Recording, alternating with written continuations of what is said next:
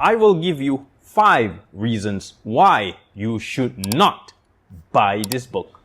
Keep watching to learn more. Do I need to powder my nose or something? Good, do I look good? Skills and Okay, hi guys, and welcome to today's video. I hope you are all in good health and positive spirit always. If we are meeting for the first time, my name is Kari Johari, better known as Pak Jofe, the Keris Collector from Singapore, and you are watching the Keris Collector Show. If you want to find out more about me and what this channel is all about, check out this channel's intro video right here. In my previous video, I shared an unboxing of a new book that I have added to my library.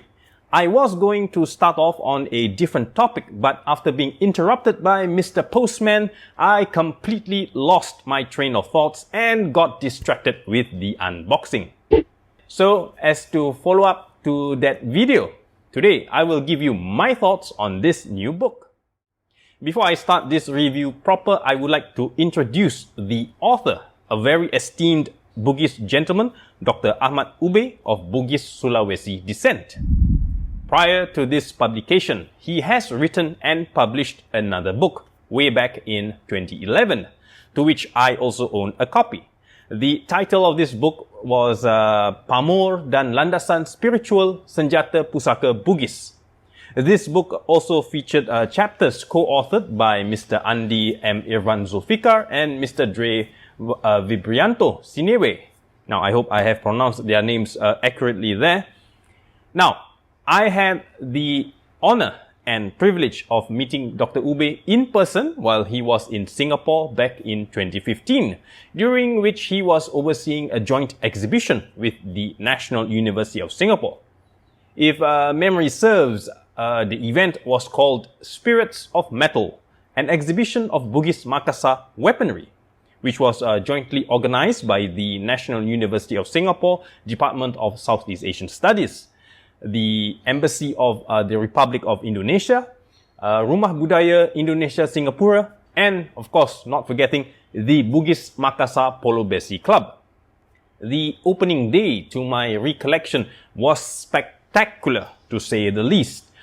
Here are some of the photos that is on my Facebook page. Sadly, I cannot recall if I uploaded any videos at the time.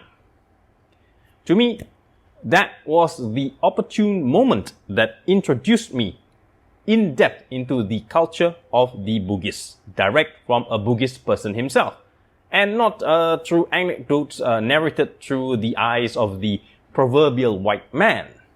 Yes, I am referring to foreign observers and enthusiasts of Bugis Keris.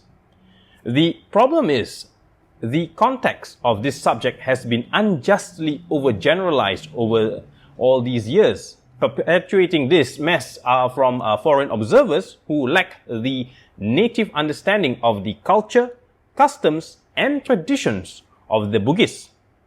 Most of what is understood today needs to be realigned directly from the narrative of a local native. Only then will it make holistic sense. As I have mentioned numerous times in my previous videos, the study of the Keris is not as straightforward as it appears to be. It is not merely a study of the artifact on its own.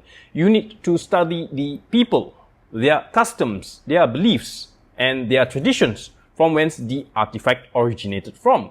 You cannot simply generalize and blanket cast an understanding of the Keris culture from one unique ethnic diaspora and apply it to the rest. It is beyond rude and disrespectful. It simply shows ignorance and indifference. Keris are beyond that of a functional weapon per se. It is an instrument through which flows one's faith, allegiance, camaraderie, and familiar roots. Hence, to see it as a mere weapon does not really do justice to the tradition of the Keris. Anyway, I think I have digressed at this point. I do apologize for that. Let's get back on track, shall we? Having read Dr. Ube's earlier work almost a decade ago, I would say that this latest publication complements the earlier body of work. It fills in on the gaps and important details which in hindsight may have been overlooked previously. What I like a lot in this publication, Dr. Ube supplements his writing with anecdotes and references as evidence on how instrumental the Bugis were in positioning themselves as an influential nation through assimilation with the other half of the influential ethnic natives of Nusantara, namely the Malays. Several notable historical accounts were highlighted to illustrate how the Malays assimilated into the native Bugis culture and vice versa. What this means, it was interesting how the Malays who traveled and eventually settled down in the Bugis regions assimilated without resistance the cultures of the land they set foot in. This demonstrates strongly the following Malay proverb: Di mana bumi dipijak, di situ langit dijunjung. What this proverb basically means is that one should honor and respect the customs and traditions of the land of the host where one is the guest. And to do that is by adopting them into practice. In essence, this is what happened. Ethnically, the Malays from Semenanjung sailed and settled in the Bugis regions. Over time, culturally, they became Bugis. The same can be said about the Bugis who sailed and eventually settled down in the coastal Semenanjung regions. Ethnically, they are Bugis, but culturally, over time, they became Malays.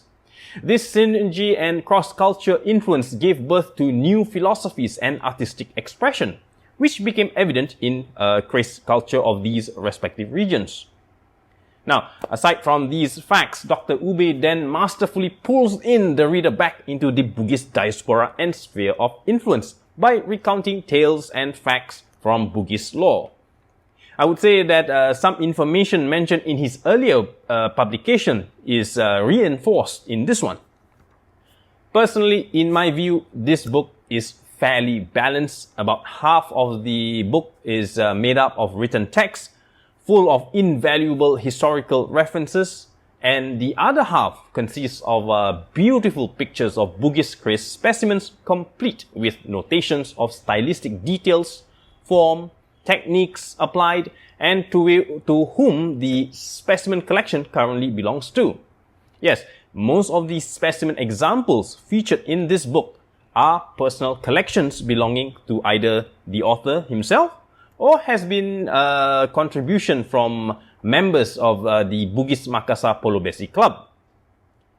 Unlike previous publications, this book features Keris and no other weapon class favored by the Bugis like that of the Badiks or the Alamings, solely dedicated to Keris only in this book, yeah? So, before I conclude today's video, let me recap on why this book is an invaluable resource to a collector's library. I will give you 5 reasons why you should get this book. Number 1, this book is written by a Bugis native, hence it retains the narrative from the perspective of a local native. Number 2, the author is a credible and known member of the community who actively contributes to the dissemination of Bugis cultural studies. Number 3, if you have always wanted to know the history and the lore of the Bugis people, this book is one of those rare works which provides such accounts but also references to the source materials. Number 4, for non-native Bugis, Dr. Ube has been kind enough to provide a translation of expressions and words from Bugis to the closest match word in Bahasa Melayu. Number 5, last but not least, you have to get this book if you want to have a collection of reference photos of fine examples of Bugis Keris specimens that has been produced natively within the Bugis regions. you will eventually see the difference between Bugis-styled creases that has not been produced locally. There is a difference between natively made Bugis creases and that of those made outside of the Bugis sphere of influence. Now, I have given you 5 reasons why you should get this book. Now, I will give you 5 reasons why you should not get this book. Number 1. If you do not speak or read a word of Bahasa Melayu, which is Malay, or what is conventionally referred to as Bahasa Indonesia, you might want to reconsider if it is worthwhile for you to get this book. It would be very challenging for you to enjoy the contents of this book if you are unable to comprehend the language. Also, it is not advisable to translate it on your own if you are not familiar with the language, customs, and traditions of the Bugis. You might not interpret correctly the context of the translated text. Number 2. If you are hoping that this book will regale you with the mystical and esoteric nature of the Bugis phrase, you will be disappointed. This publication is written from an academic standpoint and focuses on facts and exoteric aesthetics. So, if you are into the esoteric aspect of the craze, then this book may not be suitable for you. Number 3. If you are looking to understand the other types of weapon class types of the Bugis, such as the Badiks and the Alemengs and whatnot, this book will not be addressing that requirement. As the title of the book itself suggests, this book is all about creases only. Number 4.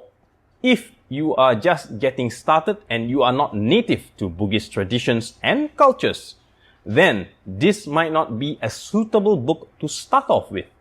I would suggest that you start with the Keris tradition from your native region first. You may come back to this book later once you have a basic appreciation of a Keris. Only then, with an open mind, would you be able to appreciate the vast influence of the Keris throughout the region of Nusantara. Number 5. If you are hoping that this book is an in-depth technical manual that will reveal the secrets of the Bugis Pandai Besis, meaning if you are looking for a working guidebook on how to produce a Bugis Keris, from material composition, philosophical representations, through express designs, and all the secrets from that of a master Pandai Besi, then I am sorry, this is not such a book. To date, I am not aware of any such book that explicitly reveals the secrets of the Pandai Besis and Keris Empus. So, if I have convinced you that getting this book is a good investment for yourself, then check out the show notes below on how to place an order for your very own copy. That is all for today's video, folks. Thank you for watching till the end. I hope today's video adds value to you and may you learn something new and useful from watching this. I look forward to reading your feedback in the comment section, so please feel free to leave me your comments and I will personally reply to you. If you like what you have watched today, please share with me your support by clicking the like, subscribe, and bell notification icon. So until we meet in my next video, this is Kairi Johari, better known as Pak Jofe, the Keris Collector from Singapore, snapping out. See you in my next video. Bye bye.